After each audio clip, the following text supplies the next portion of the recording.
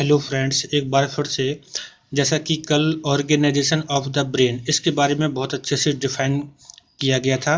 Brain के 3 हिस्से hind brain, mid brain और फोर ब्रेन, इनके बारे में सभी के प्रकार बताए गए थे। कल की वीडियो में केवल ये कोशिश की गई थी कि आप ये अच्छे से समझ पाएँ कि ब्रेन के कितने पार्ट हैं और पार्टों के कितने कितने प्रकार हैं। ये मुश्किल से याद हो पाते हैं, इसलिए मैंने कोशिश की थी कि इसकी ट्रिक बनाई जाए जिससे आप हिंड ब्रेन, मिड ब्रेन और फोर ब्रेन इनको सभी को आसानी से याद कर सकें। और मैंने कल आपको बताया था कि मैं आगे हिंड ब्रेन का वीडियो बनाऊंगा जिसमें मेडुला पोन्स इनके बारे में डिफाइन करूंगा। तो आज चलो देखते हैं कि हिंड ब्रेन के जो पार्ट हैं उसमें क्या क्या है। पहला जैसे मेडुला, हिंड ब्रेन का पार्ट मेडुला है। आपको मैंने कल वो हिंड ब्रेन को याद करने के लिए MPRC मध्य प्रदेश राइस आप कैसे भी याद कर सकते हैं वो ट्रिक बताई थी। तो मेडुला के बारे में पहले जानते हैं। तो मेडुला को हम मेडुला ऑब्लोंगेटा भी कहते हैं। ये ध्यान रखना कि मेडुला को मेडुला ऑब्लोंगेटा भी कहा जाता है। तो मेडुला का काम क्या होता है? Controls breathing, heart and blood vessel functions, digestion, sneezing and swallowing और वोमिटिंग, इन चीज़ों को ये कंट्रोल करता है। मतलब सांस लेने को, और जो हार्ट है उसको, ब्लड वेसल्स के फंक्शन को डायरेक्ट करता है, डाइजेशन को, स्नीजिंग को और swallowing को, वोमिटिंग को। तो हमें ये ध्यान रखना है कि मेडुला क्या क्या कार्य करता है, इसके फंक्शन क्या है। और इसका दूसरा फंक्शन ये ब्रेन का निचला हिस्सा होता है। ये फंक्शन नहीं है लेकिन ये पोजीशन बताई गई है कि ब्रेन का ये निचला हिस्सा होता है, यानी नीचे होता है। यह ब्रेन और स्पाइनल कॉर्ड को ज्वाइन करता है। तो ये भी आपको याद रखना है कि जो ब्रेन होता है, जैसे ये ब्रेन है मान लीजिए आपका, तो ये यहाँ से इस तरह से होता है, तो इस हिस्से में होता है। तो ये क्या है? यहाँ पे निचला हिस्सा होता है जो कि यहाँ से आने वाली स्पाइनल कॉर्ड और ब्रेन को यहाँ से इनको ज्वाइन करता है। आप इस तरह की इमेज और अच्छी देख सकते हो और में समझ सकते हो। इसके बाद जो हिंड ब्रेन का दूसरा हिस्सा है पोन्स, इसमें क्या है? ये मेडुला के ऊपर होता है। मतलब यहाँ पे जो मेडुला है, इधर का मेडुला है, तो इसके ऊपर क्या होता है? पोन्स होता है। इसका क्या है? Responsible for control of action, time to sleep, यानी अटेंशन के लिए होता है और स्लीप के लिए भी ये कार्य करता है। इसको पोन्स वेरोली भी कहते हैं, ये भी याद रखना है। इसको क्या बोलते हैं? पोन्स वेरोली भी कहते हैं। जैसे इसके और अन्य फंक्शन है रेस्पिरेशन, टेस्ट, फेशियल एक्सप्रेशन और फेशियल सेंसेशन, ब्लडर कंट्रोल, इसके अदर फंक्शंस हैं। तो ये जो बेसिक बेसिक चीज़ें हैं इनको हम याद कर लेते हैं और इसको आसानी से समझ पाएंगे कि कैसे ये हमें तैयार कर सकते हैं ताकि एग्जाम में हम इसको अच्छे से कर पाएँ।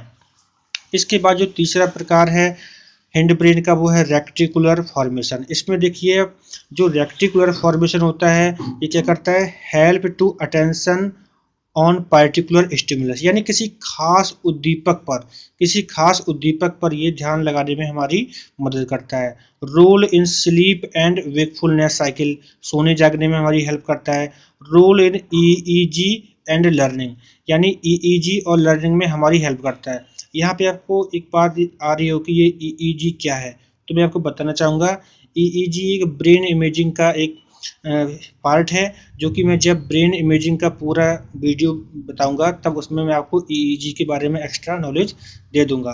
अभी आप ये ध्यान रखो कि ये ईईजी और लर्निंग में इसका रोल होता है। डैमेज कुड रिजल्ट, यानी अगर हमारे ब्रेन में रेक्टिकुलर फॉर्मेशन का डैमेज हो जाए तो क्या हो सकता है?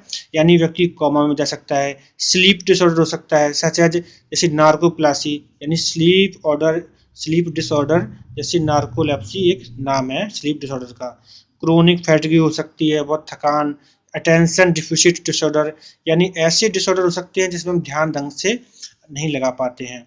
तो ये हमें ढंग से याद करना है कि इसके डैमेज से भी क्या क्या प्रॉब्लम क्रिएट हो सकती हैं। इन्फ्लुएंस इन एएनएस, यानी जो हमारा ऑटोनॉमिक नर्व सिस्टम होता है उसमें भी ये इन्फ्लुएंस करता है। और इसको आगे और समझना है। जो अगला एक लास्ट पार्ट है हिंड ब्रेन का पार्ट है सेरिबेलम। तो सेरिबेलम के बारे में भी हम जान लेते हैं कि सेरिबेलम को लैटिन भाषा में लिटिल ब्रेन कहते हैं। ये बहुत इंपॉर्टेंट क्वेश्चन है कि सेरिबेलम को लैटिन भाषा में लिटिल ब्रेन कहा जाता है। और इसका important role in motor control, यानी जो हमारा मोटर कंट्रोल होता है उसमें इसका बहुत ही एक मुख्य रोल होता है। Largest part of hind brain, तो ये भी ध्यान रखना है कि जो सेरिबेलम है तो सेरिबेलम है वो हिंड ब्रेन का एक सबसे बड़ा हिस्सा होता है। ऑल्सो कॉल्ड साइलेंट एरिया, इसको साइलेंट एरिया भी कहते हैं। इसका वेट 150 ग्राम के लगभग होता है। और